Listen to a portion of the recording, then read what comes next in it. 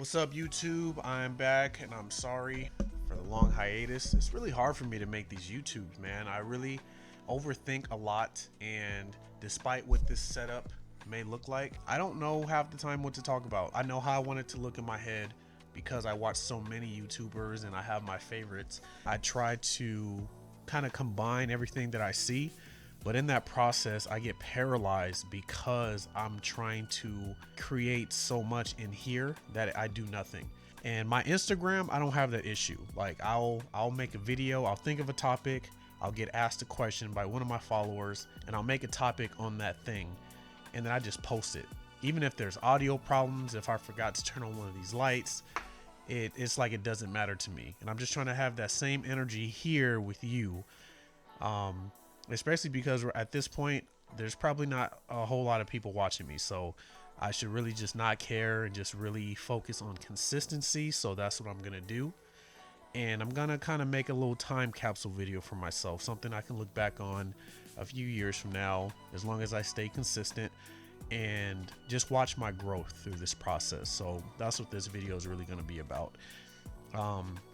And I understand my page is really small and a lot of people don't know who I am, so I kind of just want to give a little backstory on who I am and what I do. So I go by Simeon. I'm a SoCal based videographer.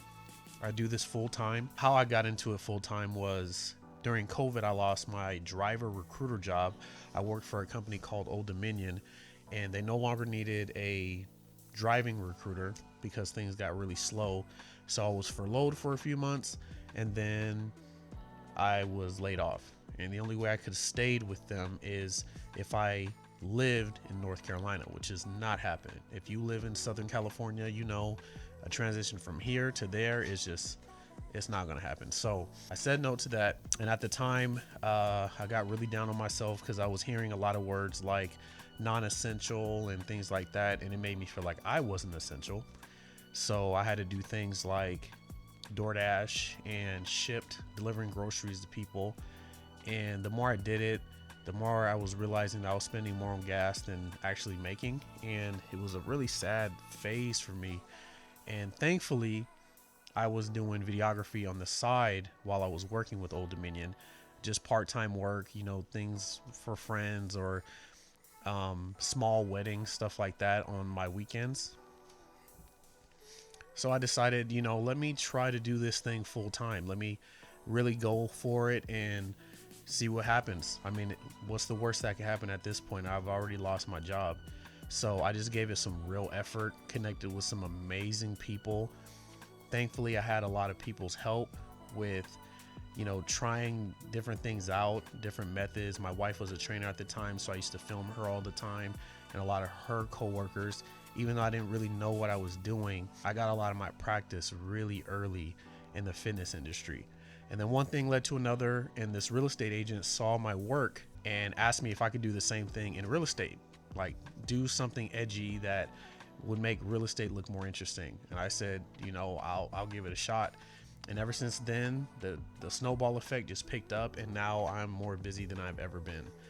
And I don't really know who my target audience is with this YouTube. I don't really know who I'm trying to attract, or I mean, who's going to be my community. But ultimately, I would love to help people who are in an area where they want to pick up a camera and learn how to use it, or an entrepreneur who wants to really see if he can do this full time. And if you can get encouraged by my journey, if I can help you, great. As you see behind me, this is all my equipment back here, or majority of it. And I'm not really someone who wants to do like in-depth reviews on equipment. I would love to do some in-field testing. I'm not opposed to that. I'm more interested in how lenses look versus like all of the specs on it. Sometimes it can be a little confusing when people go in depth on reviews, and I don't want to be that page. I want to be the person that you can come and see, get some laughter, show some BTS of how I interact with my clients, encourage you that, you know, anyone can do this if you obviously have some common sense and you're not afraid to try. And yeah, I think that's really it. I didn't really want this video to be too long. I just wanted to make something because I haven't made something in a really long time, and trust me, being consistent here is my goal for this year, and I really just got to put my foot on the gas. So thanks for watching if you did watch, and I will have another video coming at you guys very soon.